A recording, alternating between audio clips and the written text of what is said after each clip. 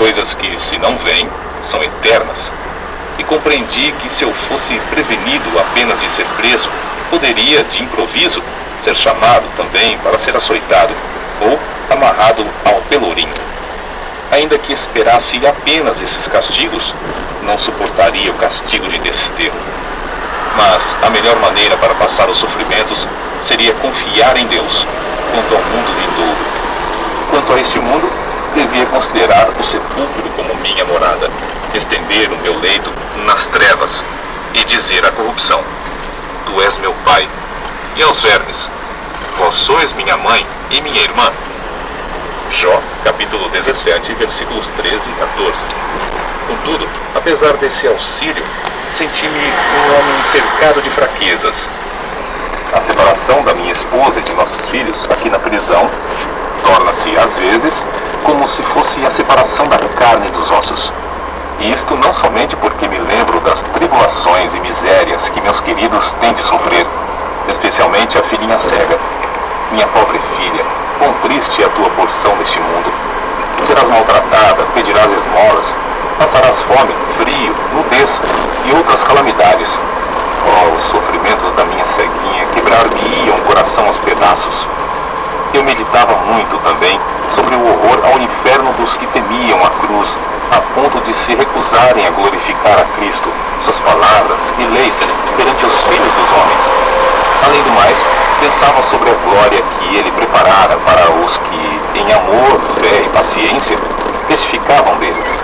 A lembrança dessas coisas servia para diminuir a mágoa que sentia ao lembrar-me de que eu e meus queridos sofríamos pelo testemunho de Cristo. Nem todos os horrores da prisão abalaram o espírito de João Bunyan. Quando lhes ofereciam a sua liberdade sob a condição de ele não pregar mais, respondia: Se eu sair hoje da prisão, pregarei amanhã, com o auxílio de Deus. Mas se alguém pensar que, afinal de contas, João Bunyan era apenas um fanático, deve ler e meditar sobre as obras que nos deixou. Graça abundante ao principal dos pecadores, chamado ao ministério, o peregrino, a peregrina, a conduta do crente, a glória do templo, o pecador de Jerusalém é salvo, as guerras da famosa cidade de alma humana, a vida e a morte de homem mau, o sermão do monte, a figueira infrutífera, discursos sobre oração, o viajante celestial, gemidos de uma alma no inferno, a justificação é imputada, entre outros. Passou mais de 12 anos encarcerado. É fácil dizer que foram 12 longos anos, mas é difícil conceber o que isso significa. Passou mais da quinta parte da sua vida na prisão, na idade de maior energia. Foi um quacre chamado Whitehead que conseguiu a sua libertação. Depois de liberto, pregou em Bedford, Londres e muitas outras cidades. Era tão popular que foi alcunhado de Bispo Bunyan. Continuou seu ministério fielmente até a idade de 60 anos, quando foi atacado de febre e faleceu. O seu túmulo é visitado por dezenas de milhares de pessoas. O orador, o escritor, o pregador, o professor da escola dominical e o pai de família, cada um conforme o seu ofício, podem lucrar grandemente com o estudo do estilo e méritos de seus escritos, apesar de ele ter sido apenas um humilde funileiro sem instrução. Mas como se pode explicar o maravilhoso sucesso de Bunyan? Como pode um iletrado pregar como ele pregava e escrever num estilo capaz de interessar à criança e ao adulto, ao pobre e ao rico, ao douto e ao indouto? A única explicação do seu êxito é que ele era um homem em constante comunhão com Deus.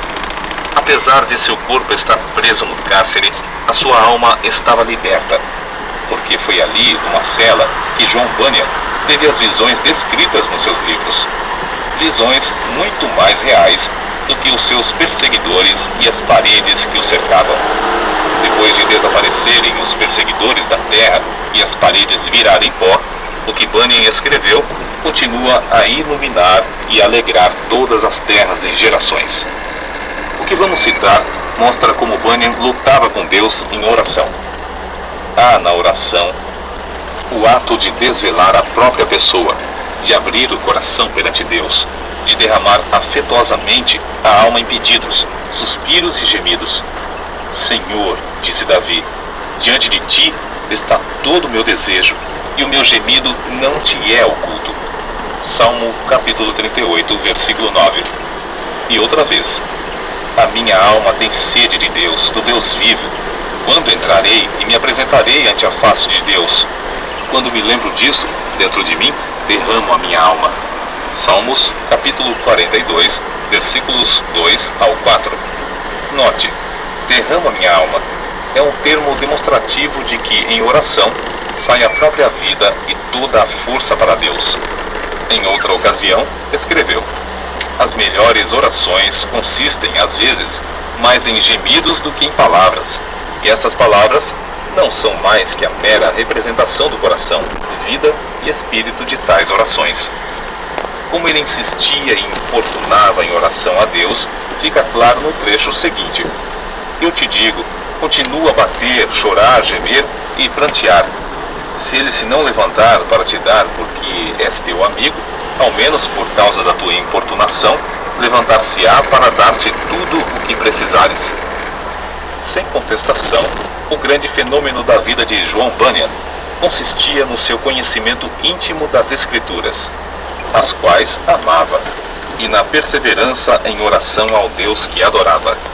Se alguém duvidar de que Bunyan seguia a vontade de Deus nos 12 longos anos que passou na prisão de Bedford, deve lembrar-se de que esse servo de Cristo, ao escrever O Peregrino, atrás das grades, pregou um sermão que já dura quase 3 séculos e que hoje é lido em 140 línguas. É o livro de maior circulação depois da Bíblia. Sem tal dedicação,